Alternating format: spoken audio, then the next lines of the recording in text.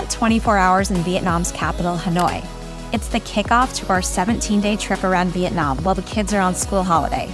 Hanoi is a city with a rich cultural heritage and a fascinating history. Two things that we love about Hanoi, the Old Quarter and the street food. Let's start with the Old Quarter. For this trip, we stayed in the Old Quarter, which consists of a maze of narrow streets and traditional shop houses that have been preserved for centuries. It's a great place to explore on foot, which is exactly what we did.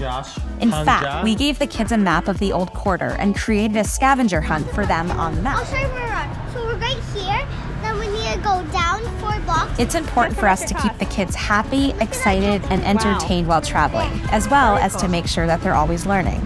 A great way to do this is to make them think that they're in charge and create a treasure map or a scavenger hunt of specific things along the way. It seems to work every time.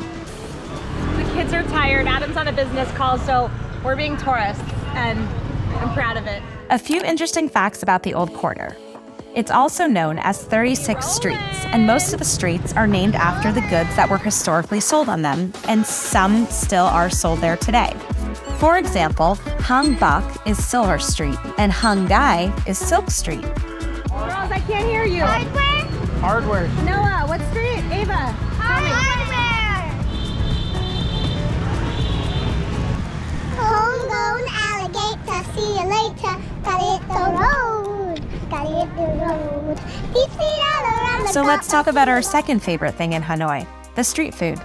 Hanoi is known for its delicious street food, which ranges from traditional dishes like pho, which is a traditional Vietnamese soup made with rice noodles, beef, or chicken.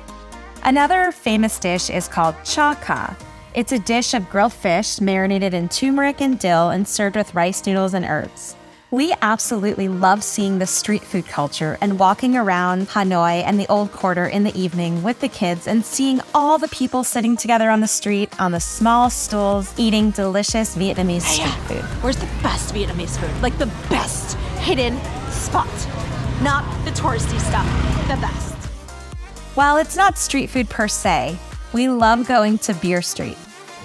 We're on Beer Street in Hanoi, and we were here 6 years ago when they were babies, and we're trying to reenact their photo. We have such vivid memories of bringing them here, and we have so many pictures of them sitting at the tables with all the chaos surrounding them. We're in the Hanoi Old Quarter. We came to Beer Street because it's a cool place to come to, and we were here 6 years ago, and even though we're little babies, so we wanted to reenact the moment, but we can't find the bar. Also, it's 5 p.m. We've been up since 4 a.m., which is why I look like this.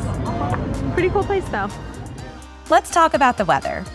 Currently, it's cool in Hanoi, about 20 degrees Celsius or 68 degrees Fahrenheit during the day. The temperatures will drop in the evening, so it's always good to have a jacket. Since we came from Ho Chi Minh City and we only had warm weather clothes, we didn't have any jackets. So we did what most people do in Hanoi who are stopping through en route to somewhere else, and we visited a local shop and bought counterfeit jackets for $8 to $10 each. We'll see how warm they keep us. We've been to Hanoi 7 times, I think.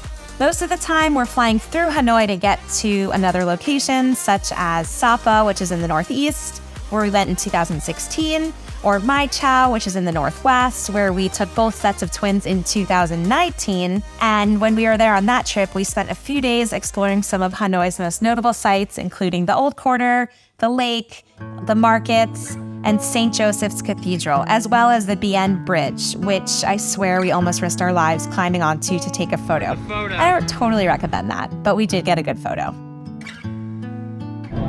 So the kids just went ahead with Adam, and I was waiting for a grab because I was sending back to our hotel some fake North Face down jackets that we just bought for our trip tomorrow because it's going to be cold. So I have like a minute by myself.